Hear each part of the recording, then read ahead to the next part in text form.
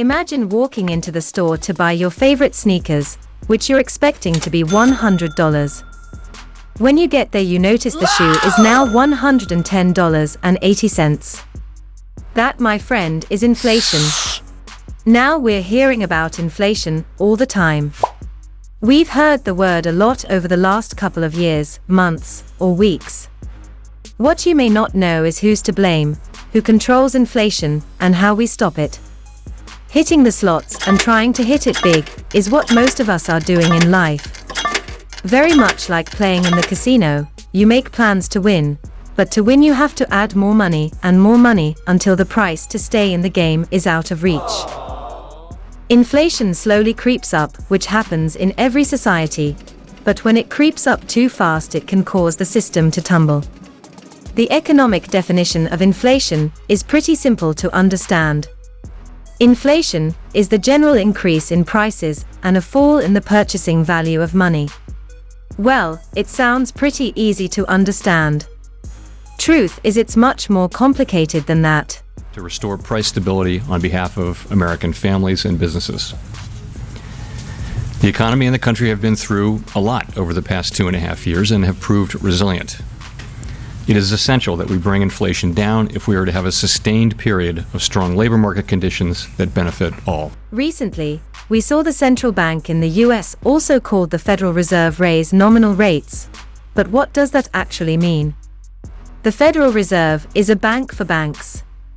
The Federal Reserve offers financial services to banks and governmental entities only.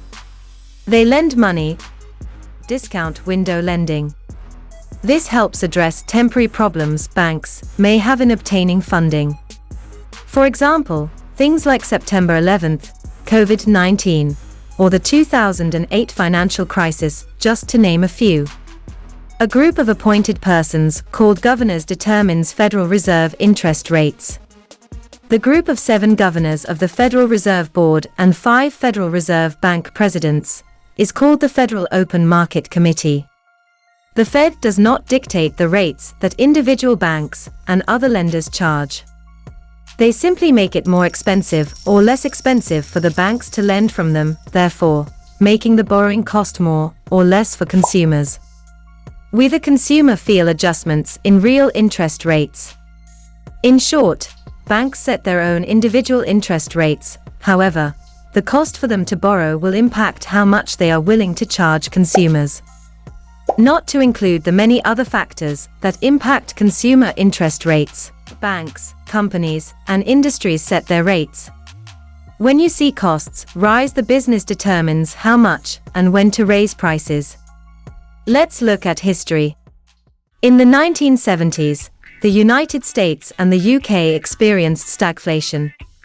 This is a period of spiking inflation, with slow economic growth and usually high unemployment. 1970 saw the rise of goods and services increase by 5.50% to 14.4%. It's pretty high. How high? It's very high.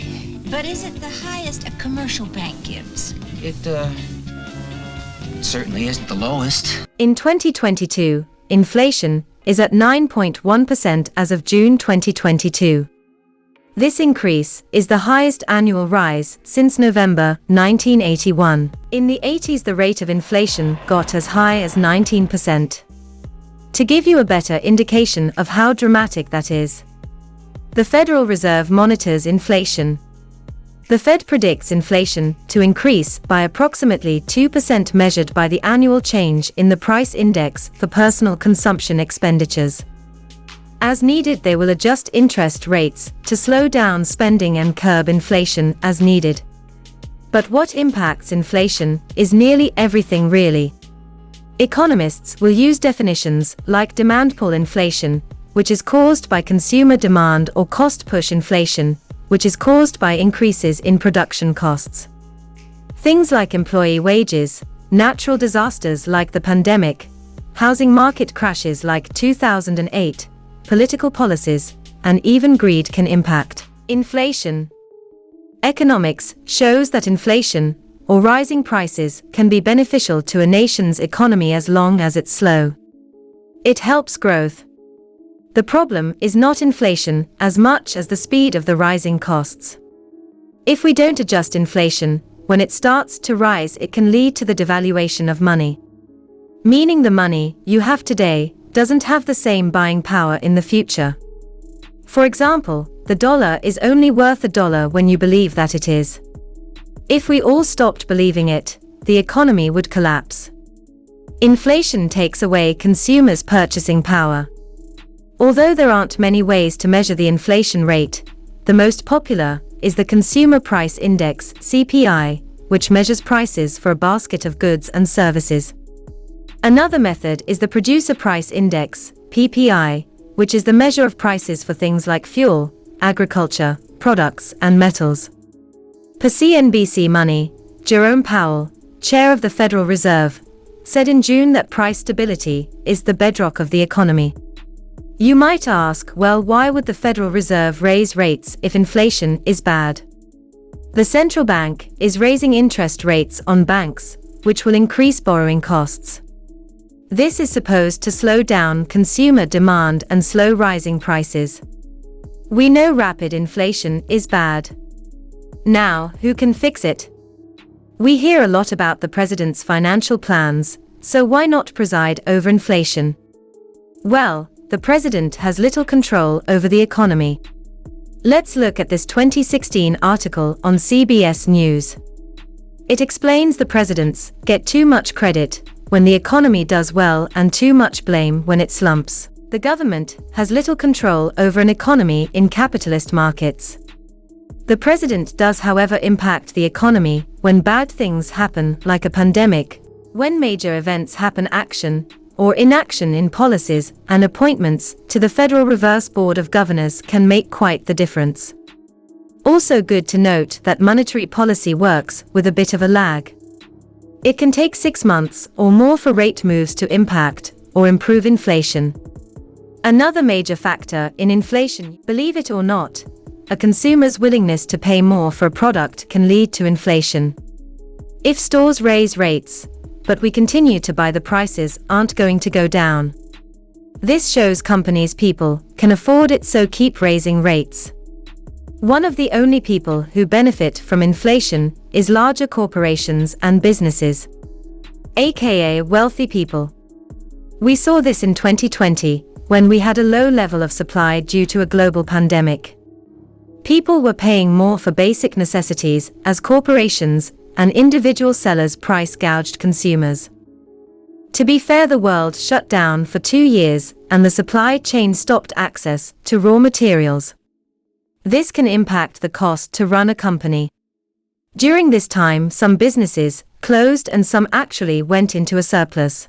The White House released a statement on its website in March that these are times of rapid transition for the U.S. economy.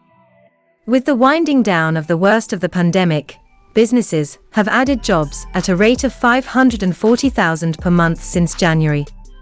Many consumers are making large purchases, with savings accumulated during the pandemic, sending new home sales to their highest level in 14 years and auto sales to their highest level in 15 years. Prices for houses and cars skyrocketed because of consumer spending. Cars are increasing in value, which sounds good until you need to buy a car. Kelley Blue Book reports the average price Americans paid for a new car topped $47,000 for the first time in December 2021. In 2019, the price Americans paid for the average new car rose by $1,799. In 2021, the price Americans paid for the average new car rose by $6,220.